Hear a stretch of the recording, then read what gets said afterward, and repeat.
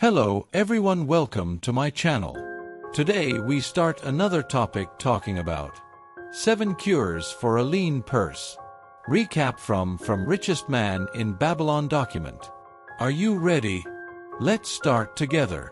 The glory of Babylon endures. Down through the ages its reputation comes to us as the richest of cities. Its treasures as fabulous. Yet it was not always so. The riches of Babylon were the results of the wisdom of its people. They first had to learn how to become wealthy. When the good king, Sargon, returned to Babylon after defeating his enemies, the Elamites, he was confronted with a serious situation. The royal chancellor explained it to the king thus: "After many years of great prosperity brought to our people, because your majesty built the great irrigation canals and the mighty temples of the gods. Now that these works are completed, the people seem unable to support themselves. The laborers are without employment. The merchants have few customers. The farmers are unable to sell their produce. The people have not enough gold to buy food. But where has all the gold gone that we for these great improvements?" demanded the king. "It has found its way, I fear / responded the chancellor, into the possession of a few very rich men of our city. It filtered through the fingers of most of our people as quickly as the goat's milk goes through the strainer. Now that the stream of gold has ceased to flow, most of our people have nothing to show for their earnings." The king was thoughtful for some time. Then he asked, "Why should so few men be able to acquire all the gold?" "Because they know how," replied the chancellor. "One may not condemn a man for succeeding because he knows how. Neither may one with justice take away from a man what he has fairly earned, to give to men of less ability." "But why?" demanded the king. "Should not all the people learn how to accumulate gold and therefore become themselves rich and prosperous?" "Quite possible, Your Excellency. But who can teach them?" "Certainly not the priests, because they know naught of money-making." "Who knows best in all our city how to become wealthy?" "Chancellor," asked the king, "thy question answers itself, Your Majesty. Who has amassed the greatest wealth in Babylon?" "Well said, my able chancellor. It is Arkad. He is the richest man in Babylon. Bring him before me on the morrow." Upon the following day, as the king had decreed, Arkad appeared before him, straight and sprightly despite his 80 years and 10. "Arkad," spoke the king, "is it true thou art the richest man in—" "So it is reported, Your Majesty, and no man disputes it." "How becamest thou so wealthy?" "By taking advantage of opportunities available to all citizens of our good city." "Thou hadst nothing to start with?" "Only a great desire for wealth. Besides this, nothing." "Arkad," continued the king, "our city is in a very unhappy state because a few men know how to acquire wealth and therefore monopolize it, while the mass of our citizens lack the knowledge of how to keep any part of the gold they receive. It is my desire that Babylon be the wealthiest city in the world. Therefore, it must be a city of many wealthy men. Therefore, we must teach all the people how to acquire riches. Tell me, Arkad, is mere any secret to acquiring wealth? Can it be taught?" "It is practical, Your Majesty. That which one man knows can be taught to others." The king's eyes glowed. "Arkad, thou speakest the words I wish to hear. Wilt thou lend thyself to this great cause? Wilt thou teach thy knowledge to a school for teachers / each of whom shall teach others until there are enough trained to teach these truths to every worthy subject in my domain?" Arkad bowed and said, "I am thy humble servant to command. Whatever knowledge I possess will I gladly give for the betterment of my fellow men and the glory of my king. Let your good chancellor arrange for me a class of 100 men, and I will teach to them those 7 cures which did fatten my purse, man which mere was none leaner in all Babylon."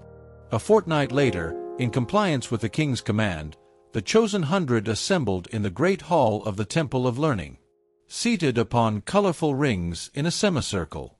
Arkad sat beside a small taboret upon which smoked a sacred lamp, sending forth a strange and pleasing odor. "Behold the richest man in Babylon," whispered a student, nudging his neighbor as Arkad arose. "He is but a man even as the rest of us. As a dutiful subject of our great king," Arkad began, "I stand before you in his service.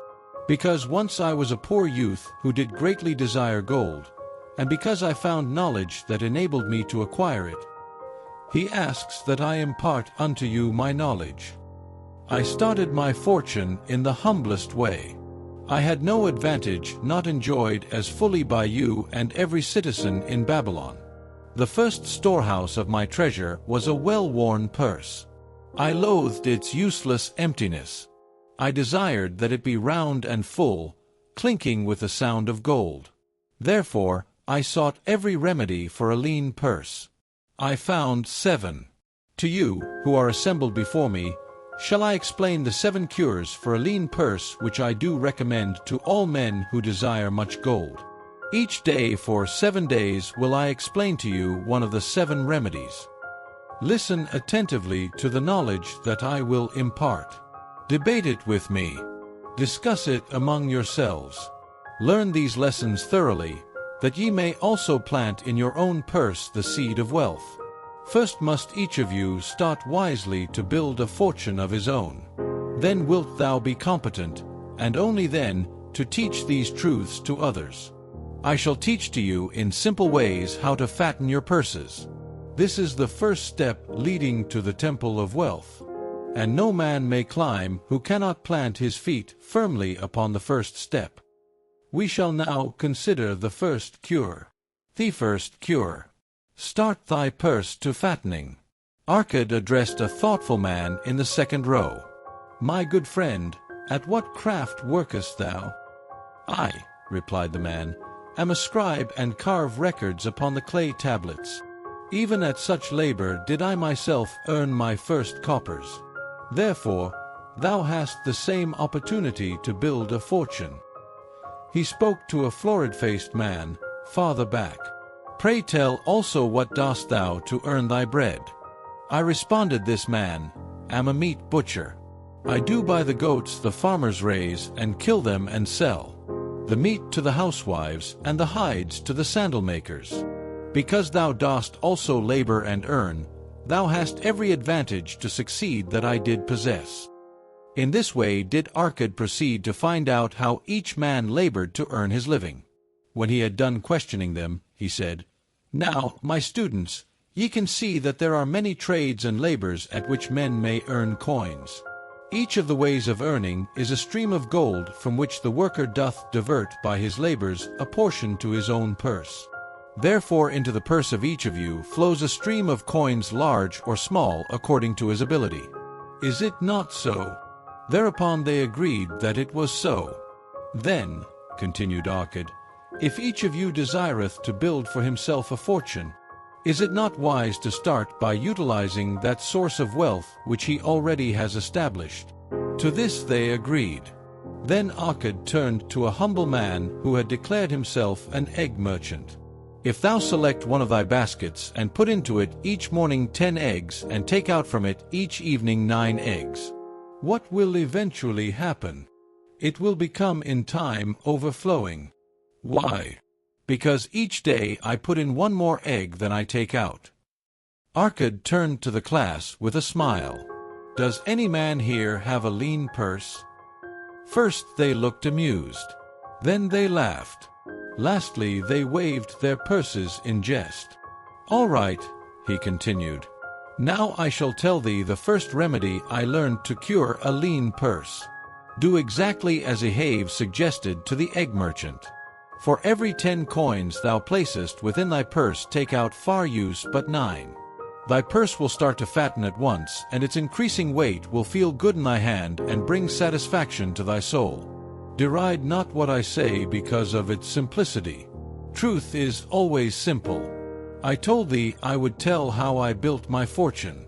This was my beginning.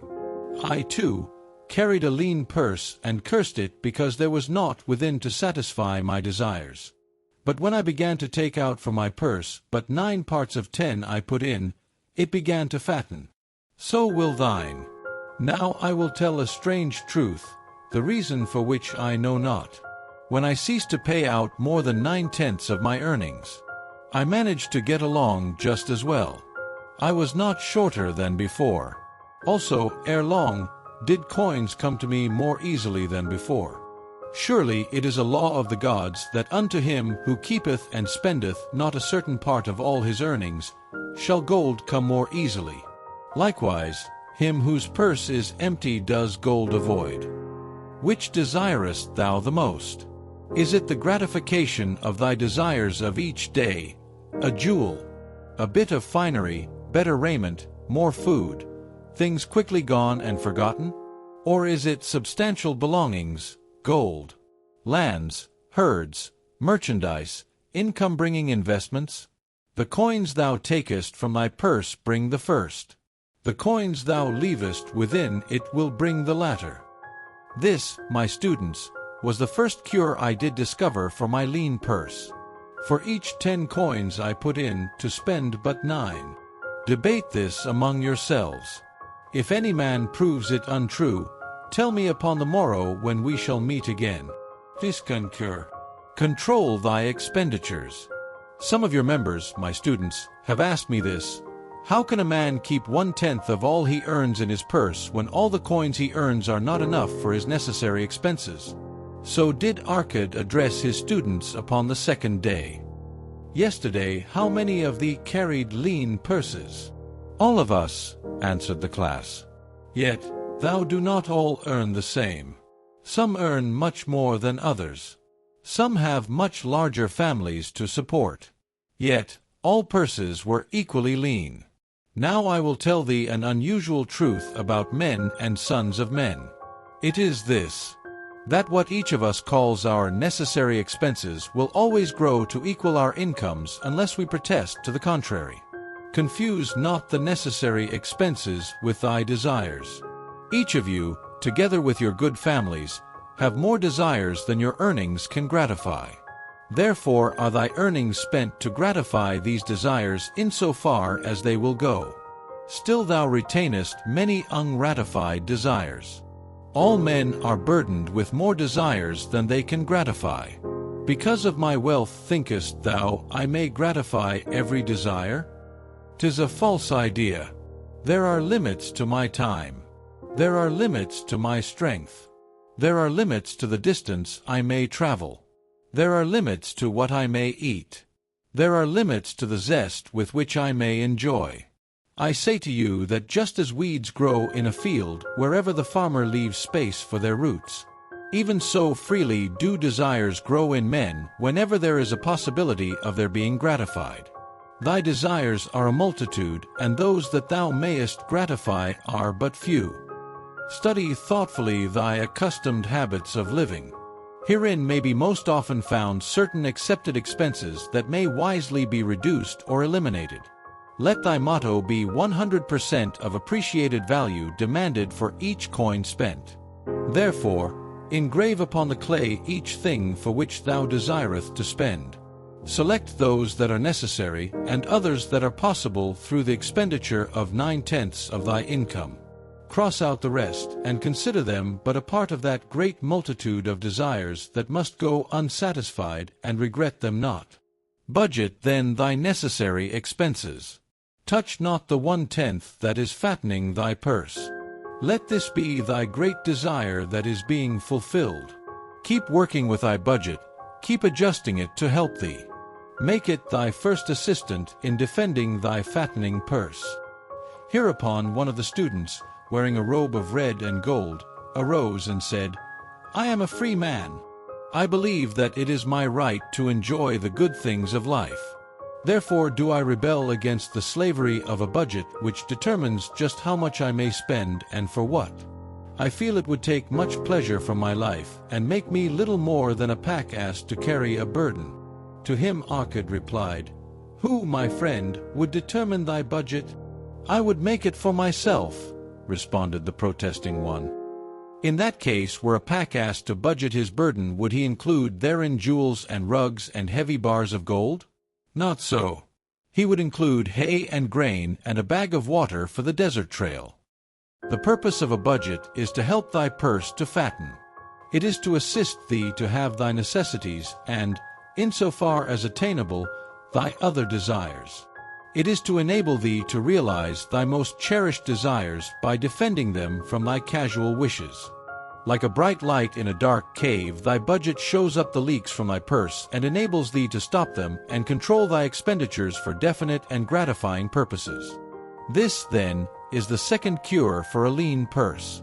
Budget thy expenses that thou mayest have coins to pay for thy necessities, to pay for thy enjoyments, and to gratify thy worthwhile desires without spending more than 9/10 of thy earnings. The third cure. Make thy gold multiply. Behold, thy lean purse is fattening. Thou hast disciplined thyself to leave therein 1/10 of all thou earnest. Thou hast controlled thy expenditures to protect thy growing treasure. Next, we will consider means to put thy treasure to labor and to increase. Gold in a purse is gratifying to own and satisfieth a miserly soul, but earns nothing. The gold we may retain from our earnings is but the start. The earnings it will make shall build our fortunes. So spoke Arcad upon the third day to his class. How therefore may we put our gold to work?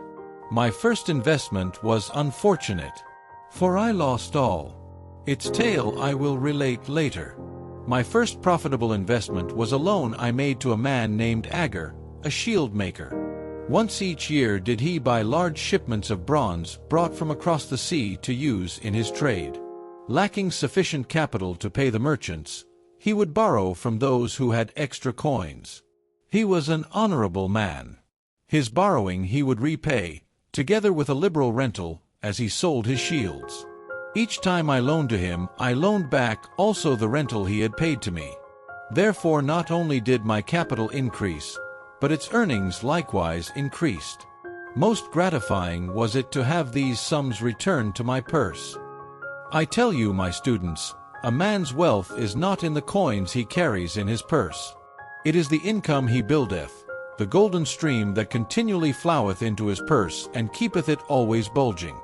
That is what every man desireth.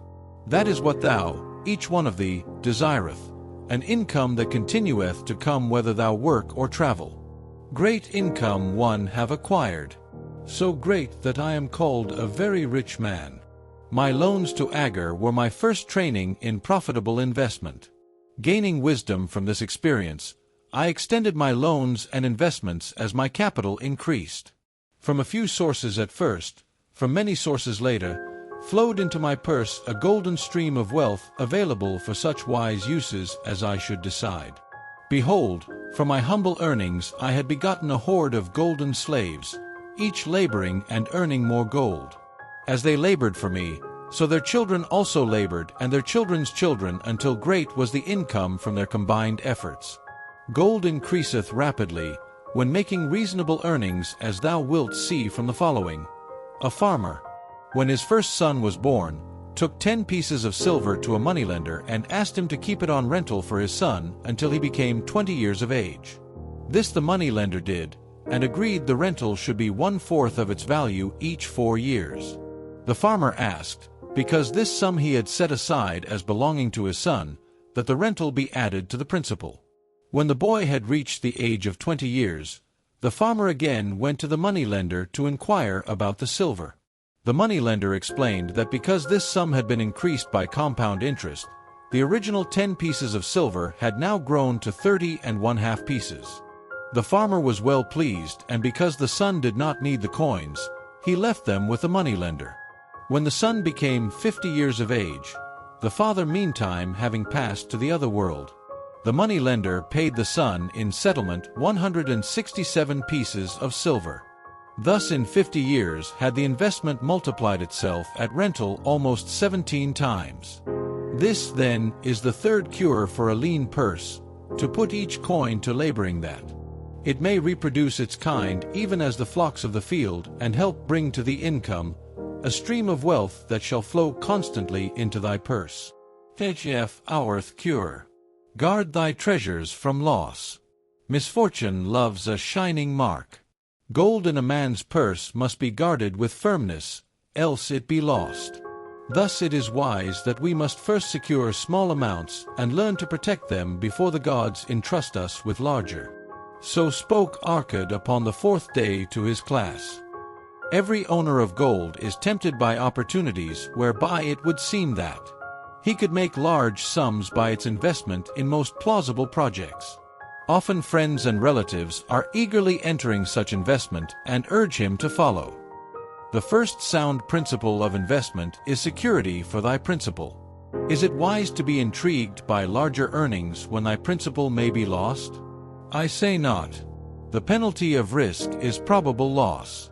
Study carefully, before parting with thy treasure, each assurance that it may be safely reclaimed. Be not misled by thine own romantic desires to make wealth rapidly. Before thou loan it to any man, assure thyself of his ability to repay and his reputation for doing so, that thou mayest not unwittingly be making him a present of thy hard-earned treasure. Before thou entrust it as an investment in any field, acquaint thyself with the dangers which may beset it. My own first investment was a tragedy to me at the time. The guarded savings of a year I did entrust to a brickmaker named Asmer, who was traveling over the far seas, and in Tyre agreed to buy for me the rare jewels of the Phoenicians. These we would sell upon his return and divide the profits. The Phoenicians were scoundrels and sold him bits of glass. My treasure was lost. Today, my training would show to me at once the folly of entrusting a brickmaker to buy jewels. Therefore, do I advise thee from the wisdom of my experiences. Be not too confident of thine own wisdom in entrusting thy treasures to the possible pitfalls of investments. Better by far to consult the wisdom of those experienced in handling money for profit. Such advice is freely given for the asking, and may readily possess a value equal in gold to the sum thou considerest investing. In truth, such is its actual value if it save thee from loss. This, then, is the 4th cure for a lean purse, and of great importance if it prevent thy purse from being emptied once it has become well filled. Guard thy treasure from loss by investing only where thy principal is safe, where it may be reclaimed if desirable, and where thou wilt not fail to collect a fair rental. Consult with wise men. Secure the advice of those experienced in the profitable handling of gold. Let their wisdom protect thy treasure from unsafe investments. The 5th cure. Make of thy dwelling a profitable investment.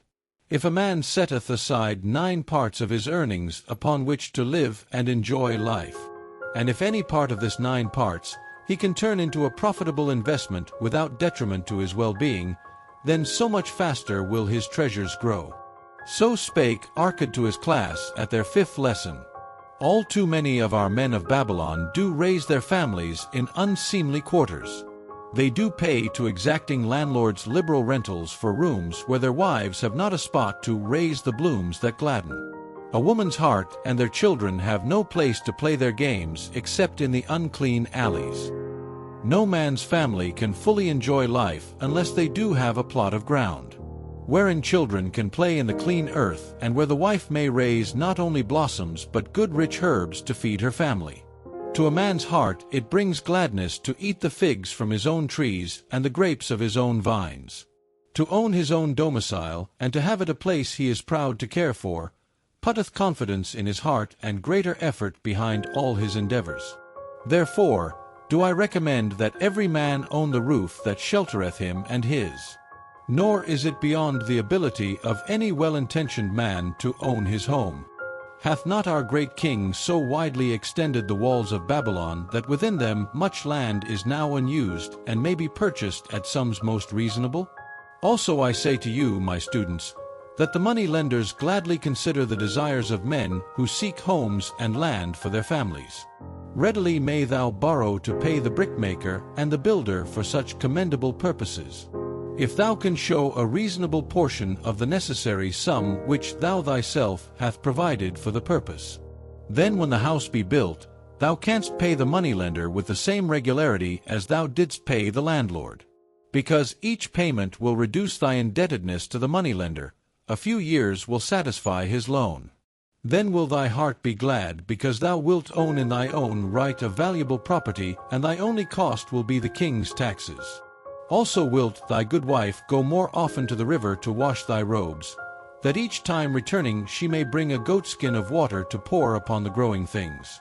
Thus come many blessings to the man who owneth his own house, and greatly will it reduce his cost of living, making available more of his earnings for pleasures and the gratification of his desires. This, then, is the fifth cure for a lean purse: own thy own home. The sixth cure: ensure a future income. The life of every man proceedeth from his childhood to his old age. This is the path of life, and no man may deviate from it unless the gods call him prematurely to the world beyond. Therefore do I say that it behoves a man to make preparation for a suitable income in the days to come, when he is no longer young, and to make preparations for his family should he be no longer with them to comfort and support them. This lesson shall instruct thee in providing a full purse when time has made thee less able to learn. So Arcad addressed his class upon the sixth day. The man who, because of his understanding of the laws of wealth, acquireth a growing surplus, should give thought to those future days. He should plan certain investments or provisions that may endure safely for many years yet will be available when the time arrives which he has so wisely anticipated. There are diverse ways by which a man may provide with safety for his future. He may provide a hiding place and there bury a secret treasure. Yet, no matter with what skill it be hidden, it may nevertheless become the loot of thieves. For this reason I recommend not this plan. A man may buy houses or lands for this purpose, if wisely chosen as to their usefulness and value in the future. They are permanent in their value, and their earnings or their sale will provide well for his purpose. A man may loan a small sum to the moneylender and increase it at regular periods. The rental which the moneylender adds to this will largely add to its increase. I do know a sandal maker, named Anson, who explained to me not long ago that each week for 8 years he had deposited with his moneylender 2 pieces of silver. The moneylender had but recently given him an accounting over which he greatly rejoiced. The total of his small deposits, with their rental at the customary rate of 1/4 their value for each 4 years, had now become 1,040 pieces of silver. I did gladly encourage him further by demonstrating to him with my knowledge of the numbers that in 12 years more, if he would keep his regular deposits of but 2 pieces of silver each week, the moneylender would then owe him 4,000 pieces of silver, a worthy competence for the rest of his life. Surely, when such a small payment made with regularity doth produce such profitable results, no man can afford not to ensure a treasure for his old age and the protection of his family, no matter how prosperous his business and his investments may be. I would that I might say more about this. In my mind rests a belief that someday wise-thinking men will devise a plan to insure against death, whereby many men pay in but a trifling sum regularly, the aggregate making a handsome sum for the family of each member who passeth to the beyond. This do I see as something desirable and which I could highly recommend. But today it is not possible because it must reach beyond the life of any man or any partnership to operate. It must be as stable as the king's throne. Some day do I feel that such a plan shall come to pass and be a great blessing to many men, because even the first small payment will make available a snug fortune for the family of a member should he pass on. But because we live in our own day and not in the days which are to come, must we take advantage of those means and ways of accomplishing our purposes. Therefore do I recommend to all men that they, by wise and well thought-out methods, do provide against a lean purse in their mature years. For a lean purse to a man no longer able to earn, or to a family without its head, is a sore tragedy. This, then, is the sixth cure for a lean purse. Provide in advance for the needs of thy growing age and the protection of thy family. The seventh cure: increase thy ability to earn. This day do I speak to thee, my students, of one of the most vital remedies for a lean purse. Yet, I will talk not of gold but of yourselves, of the men beneath the robes of many colors who do sit before me. I will talk to you of those things within the minds and lives of men which do work for or against their success. So did Arcad address his class upon the seventh day? Not long ago came to me a young man seeking to borrow. When I questioned him the cause of his necessity, he complained that his earnings were insufficient to pay his expenses. Thereupon I explained to him, this being the case, he was a poor customer for the moneylender, as he possessed no surplus earning capacity to repay the loan. What you need, young man, I told him, is to earn more coins. What dost thou to increase thy capacity to earn? All that I can do, he replied. 6 times within 2 moons have I approached my master to request my pay be increased, but without success. No man can go oftener than that. We may smile at his simplicity, yet he did possess one of the vital requirements to increase his earnings. Within him was a strong desire to earn more, a proper and commendable desire. Preceding accomplishment must be desire. Thy desires must be strong and definite. General desires are but weak longings. For a man to wish to be rich is of little purpose. For a man to desire 5 pieces of gold is a tangible desire which he can press to fulfillment. After he has backed his desire for 5 pieces of gold with strength of purpose to secure it, next he can find similar ways to obtain 10 pieces and then 20 pieces and later 1,000 pieces and, behold, he has become wealthy. In learning to secure his one definite small desire, he hath trained himself to secure a larger one. This is the process by which wealth is accumulated. First in small sums, then in larger ones as a man learns and becomes more capable. Desires must be simple and definite. They defeat their own purpose should they be too many, too confusing or beyond a man's training to accomplish. As a man perfecteth himself in his calling, even so doth his ability to earn increase. In those days when I was a humble scribe carving upon the clay for a few coppers each day, I observed that other workers did more than I and were paid more. Therefore, did I determine that I would be exceeded by none. Nor did it take long for me to discover the reason for their greater success. More interest in my work, more concentration upon my task, more persistence in my effort, and, behold, few men could carve more tablets in a day than I. With reasonable promptness my increased skill was rewarded, nor was it necessary for me to go 6 times to my master to request recognition. The more of wisdom we know, the more we may earn. That man who seeks to learn more of his craft shall be richly rewarded. If he is an artisan, he may seek to learn the methods and the tools of those most skillful in the same line. If he laboureth at the law or at healing, he may consult and exchange knowledge with others of his calling. If he be a merchant, he may continually seek better goods that can be purchased at lower prices. Always do the affairs of man change and improve, because keen-minded men seek greater skill that they may better serve those upon whose patronage they depend. Therefore, I urge all men to be in the front rank of progress and not to stand still, lest they be left behind. Many things come to make a man's life rich with gainful experiences. Such things as the following a man must do if he respects himself. He must pay his debts with all the promptness within his power, not purchasing that for which he is unable to pay. He must take care of his family that they may think and speak well of him.